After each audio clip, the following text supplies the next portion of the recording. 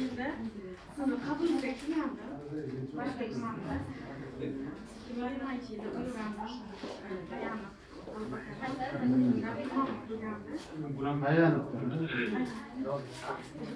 Ko'pchilikka ma'lum bo'ladi. Qabul qilganimda siz aytgansiz. Uni 200 dollar berasiz. Mana shunday aytgandimki, olasan degandim. Harakat qilaman degandim. Hayajon bo'lsa-da 2 yil kutib, uyga обязательно qabul qilib ko'raman, minnatdorchilik bildiraman deb. Nasib qildi. 25 dekabr oyida bo'ldim. Muborak bo'lsin. Rahmat. Vatanlik bo'ldim. Shaharda siz boshchilik jamoangiz ancha sa'y harakatlar qildingizlar, ancha ishlar bo'ldi. Ancha minnatdorchilikni qanday isbot qilishni bilmayman. Hayajondan. Siz